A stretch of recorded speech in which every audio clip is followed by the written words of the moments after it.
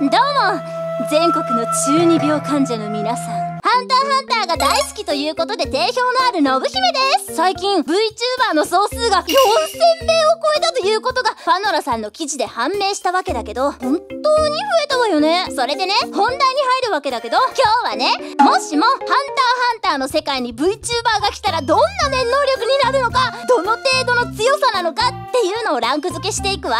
もちろん私の独断と偏見で決めるので、そこはご了承願うわよ。ちなみにルールとしては、1、チャンネル登録数によるひいきは一切なしの私のガチ予想。2、VTuber は私がチョイスで選んだもの。3、強さランクは対人性能、生存性能を基準に高い順。4、SABCD の5段階評価で判定する。さあ一緒に予想しながら楽しんでいきましょう。まず最初に D ランクから紹介ね。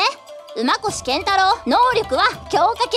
体を強化して半獣になる能力。この理由は能力が単調だというのと、馬という要素が弱い。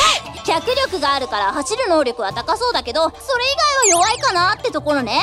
バーチャル強化系。体を強化してこっちも半獣になる能力。まあやっぱ能力が単調かな。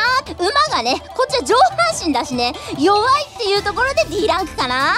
のじゃろりおじさん、具現化系。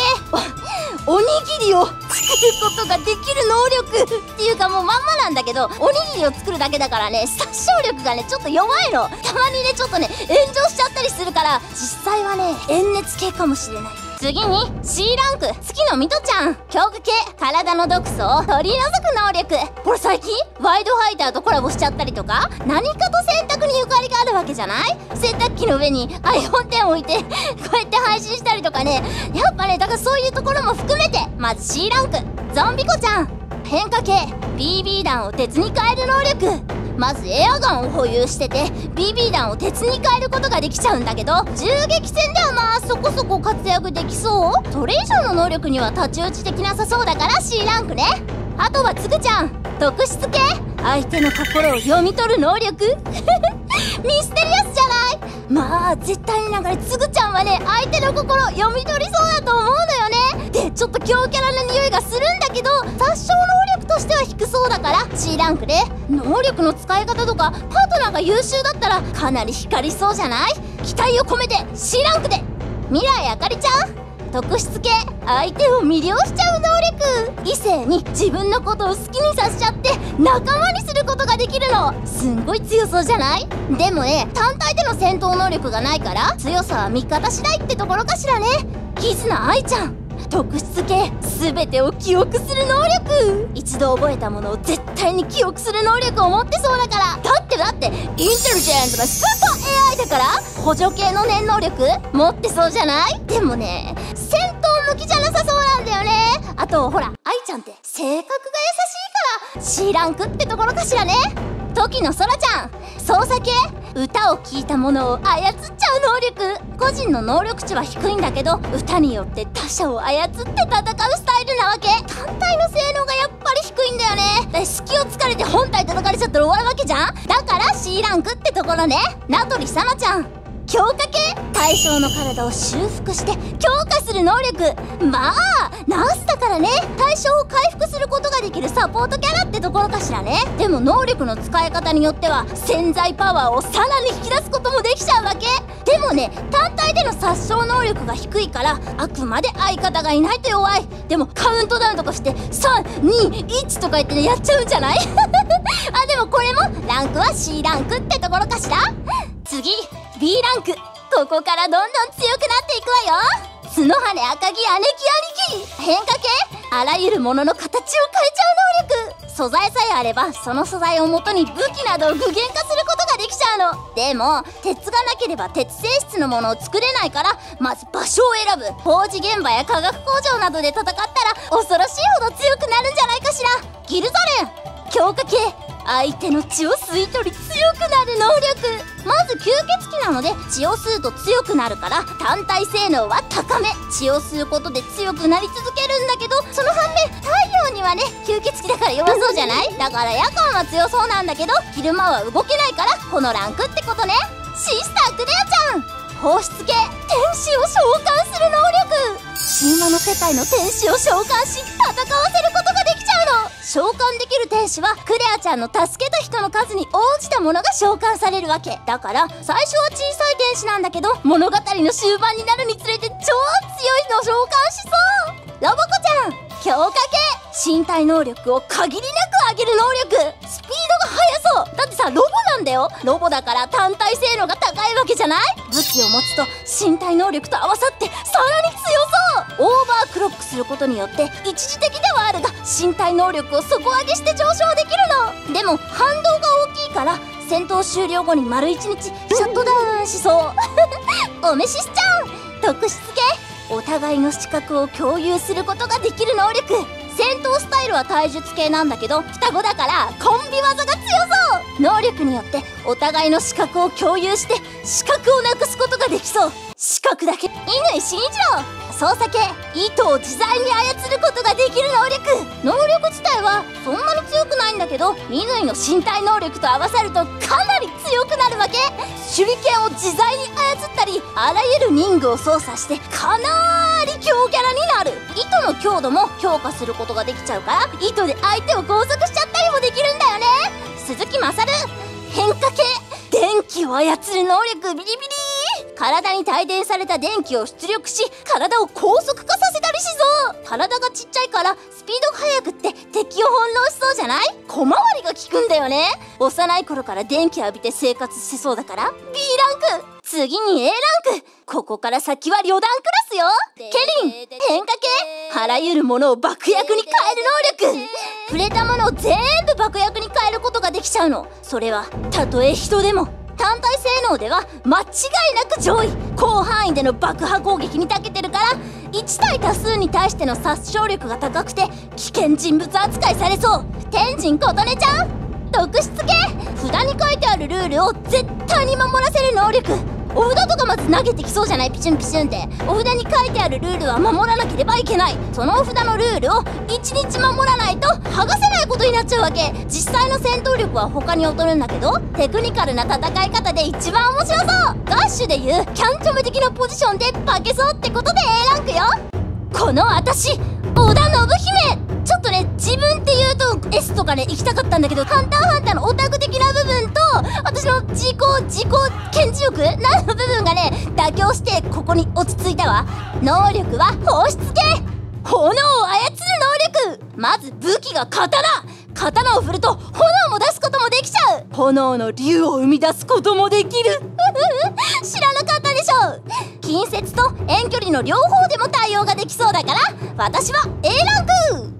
ディープブリザード具現化系、描いた絵を具現化する能力。大量の兵を描き生み出すことができる。単体性能としてもまあそこそこ強いんだけど兵をそれこそ何万人も作ることができるから脅威になるわけよ。かなえくん強化系、五感を強化する能力。戦闘時に五感が強化されるの。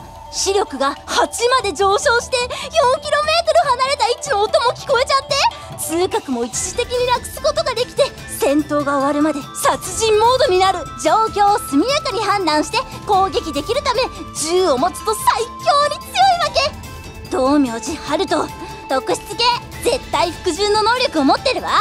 ついに来たわね道明寺春人。でもね残念ながら道明寺春人はここなわけよ。回数に制約があるんだけど瞳を見たものを服従させることができる恐ろしい能力よ。でもね残念ながら道明寺春人単体での戦闘能力が並以下なわけよ。あんたはね親に恵まれたタイプなのよ。親に恵まれたタイプ。過去のねほかげだったねナルトみたいに血形限界でこうなって親のおかげでここまで来た感があるのよね。あんたには使い方によっては恐ろしいことになりそうだからあえてここは A ランクってところね。A ランクに配置してあげた私に感謝しなさい。電脳少女シロちゃん放出系、霊気を操る能力。霊気を操って空間を凍らせそう。氷雪を自在に操って敵を翻弄しちゃうわけ。相手の体温を奪っちゃったり広範囲への攻撃もできるからかなり強そう。シロちゃんは戦闘を好みそうだから性格とも相まってすっごい強そうだから A ランクね。東リムちゃん特質系、重力を操る能力。強そう。重力を操って物体界を叩きつけたり引き寄せたりできそう。能力を使って自身が空を飛ぶこともできちゃったり、自由自在。見た目的に重力とか使えそうじゃない？おつおつーって言って敵を軽く倒しちゃいそう。ゲンゲン特質系世界線を複数作り出す能力。ゲンゲンが生きている世界線、死んでいる世界線など複数の世界線を作ることができちゃう能力。ゲンゲンに勝ったと思ったら実は別の世界線でゲンゲンが存在しているかもしれないので恐ろしいから A ランクよ。ファイ博士変化系触れたもので合成銃を作る能力。触れたものと触れたものでキメラを作っちゃいそう。研究室に倒した敵の体を保管して実験に使ってそう。敵に回すと恐ろしそうだから A ランク。でも土壇場になると自分もキメラになって自爆しちゃいそう次ついに S ランクよ。ここから先はね実質ゾルディック系クラスよ。パゲミ変化系見た目を変化させる能力。まず見た目を変化させて他人になりすますことができるわけ。もともとの身体能力がかなり高くて、まずナイフ1本でも超強そう。気まぐれで嘘つきで能力を使った変装ができてスパイ向き。常に孤高に生きており自分に圧倒的な自信を持って戦いを楽しんでそう。オカマキャラはやっぱ基本的に強いイメージがあるのよね。だから S ランクよ。ベイレーン特質系相手の念能力を奪う能力。これも制約はあるんだけど相手の念能力をコピーしちゃいそう。勝つためだったら何でもするという精神で最後までしぶとく生き残りそう。怒らせるとどんな手段を使ってでも復讐してきそうだから怖いわね。バーチャルおばあちゃん特質系相手の幸せな記憶を消す能力。相手の幸せな記憶を全て消し去っちゃって精神攻撃をする能力よ。また弱った相手を言葉巧みに操って自分の部下にしそう。単体性能も上位で近接戦闘も強いじゃない。狂気な野望を抱いてそうでトータル力がかなり高い。物語終盤では大軍を統率して攻めてきそうだから強そうなので S ランクよ。猫宮ひなたちゃん変化系音を消す能力。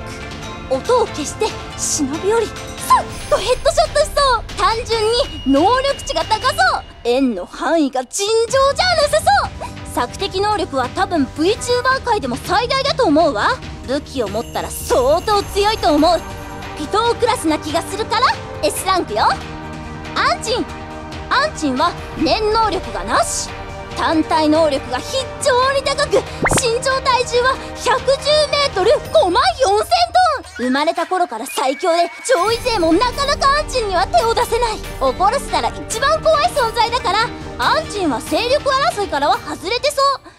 以上長々とこうやって説明したけどね、一人だけ全てを超越する存在がいるのよ。実質メルエムクラスね。それが S プラスヌグム。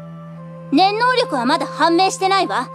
全てを超越した存在。お前の後ろを取るのがうまい。ヌグムには死という概念が存在せず不滅。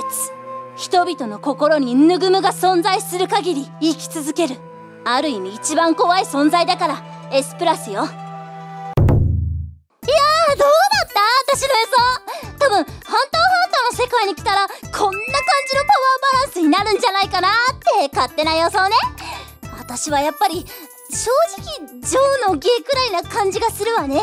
多分勢力争い単体で見たらバーチャルおばあちゃんがヤバそう。励みの強キャラ感とひなたちゃんの強キャラ感はヤバすぎるわね。全国の中二病患者たちよ。私の予想はどうだったかしら。感想とかコメントでちょうだいよね。それじゃあまた次の動画で会いましょう。またね。